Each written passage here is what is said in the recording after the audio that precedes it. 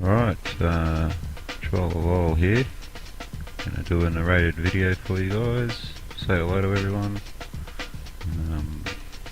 It's on the L86 and RPG. L86A2 to be precise. Awesome weapon. Very accurate, very efficient. The accuracy and force behind it makes up for the low magazine count, although your second last unlock is extended mag, so that helps out a great deal. I like to run it on Metro with a 6x and suppressor. Sit back and pick them off. Don't mind a bit of camping every now and then. It's a bit of fun. Upsets them. When the LVGs and smoke starts coming, you know you've done your job. So yeah, number of different really good positions on Metro for this. It's long range, very accurate. It's almost like the bullet spread decreases at long range. It's got a slight pull to the left on full auto, and as you can see it's useful in those tight gaps because it covers the whole area. You know, you could sit there for a whole game if you had someone supporting your back and the left side, you know, efficiently. There we go. Gun is unlocked. Now I run it with a foregrip and suppressor with a hollow scope. If I'm on the other team, on the other side, because it's more run and gun on that side. Very accurate. Not much pull on it at all, and yeah, it downs the enemy quite quick.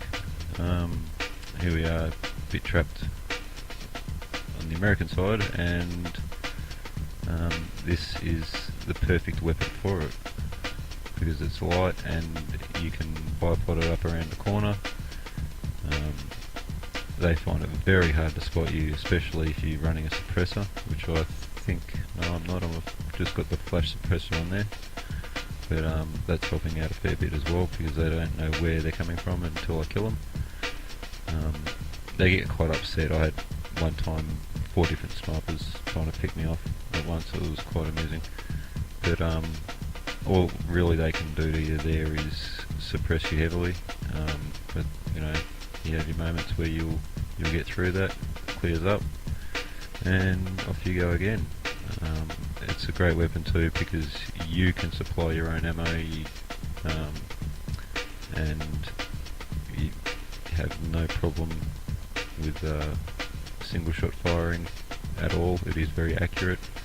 It is along the same class in my eyes as the EMR with its accuracy and force, and because you get the 6x scope with it, you can use it like an EMR. These guys done this to us pretty much the whole game. No one was really trying, so I thought I'd just camp back and pick them off. It paid off for me. See, this guy's out in the open and he just gets taken apart. You bipod behind a corner and you're usually pretty right. This is a good example of the bullet spread on it. As they come around the right corner, bullet spread moves left and follows them. It's pretty good design, and if Battlefield have done it for that, and kudos to them.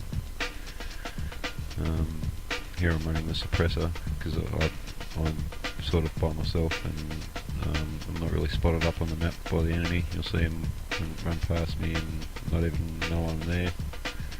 But you know, you get a few in a row before they track you down. And you know, I could have got up and run, but I thought, no, I'll just stay here for a little while, get a couple extras, and then then it really started getting heavy, and I got fucked up. That's cool. Yeah, I pretty much unlocked the whole gun. Gonna move on to something else. I thought I'd try out a bit of RPG run and gunning. probably an acquired taste, but I like doing it. It's a bit of fun on Metro too, because you can shoot from the hip a lot more and get your accuracy with your hip shots rather than aiming with a scope, and that helps you when you're aiming more with your iron sight. Here we have a perfect example of a breadstick.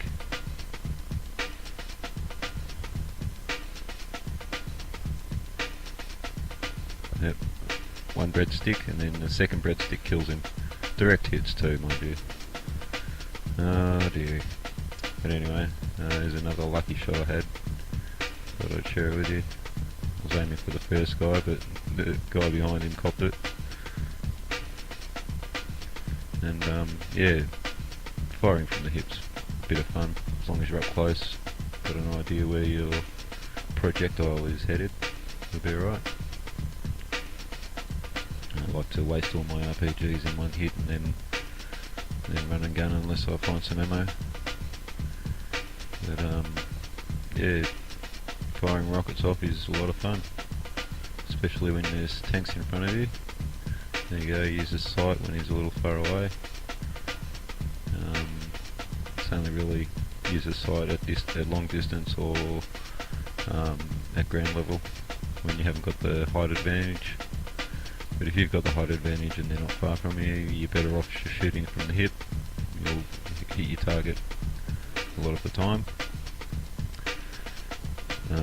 Just assisting young Kenny there, good little engineer, and this guy had no luck. But yeah, you win some, you lose some. And yeah, so the tank mines in the doorway there with the Rex pistol is an awesome booby trap. And that corner I was sitting in just now is almost immune to LAV, tank fire and RPGs from the ground. So you can sit there and wait for them to come up the stairs. They will come up. This guy here, just give him a bit of suppression.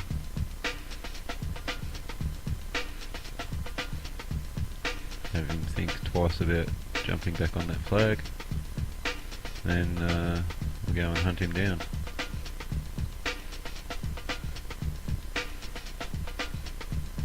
Because he knows I'm around, and he's going to want to get me back. Here we go. Yep. See, it wasn't an aimed shot, it was just a suppressive shot. They are useful. You don't really need to hit your target every time, as long as they know you're there and they know you're shooting at them. It puts them off balance. Didn't get these two guys in the tank, and they're hot on my tail. They actually followed me around that building I went around, and this young Smurf here saved the day. I didn't realise until they were actually on my tail. Thought they'd head off in the other direction. And there you go, use your iron sight for ground level attack, much more effective. But otherwise shoot from the hip if you've got the height advantage, and you'll see that you'll improve on it a fair bit. Yeah, you win some, you lose some. But bit of booby trapping never hurts. I think tank mines have got the perfect amount of blast in them. If you want to get it disable, you lay one tank mine down anywhere. If you want to get a definite kill, find a crater on a flag or a hole on a flag or a bit of rubble and lay two tank mines there. You'll get your definite kill with two tank mines on the ground next to each other. The better you can hide them, the better. You'll notice on this map too, if you go to one of the manholes at this intersection on Charlie, you can lay your tank mines in there, and they are if you lay a tank mine on the manhole itself, it is completely invisible. Just a little note for you all. It's quite handy to have, because you just go and put two on each manhole, leave them there, and no doubt someone will right over the top of him. There's that height advantage again paying off. He's got no idea where we are. He came straight over to where I was, and now he's a little confused, but ruined his day. My buddy cop killer, there he goes, off to save the day.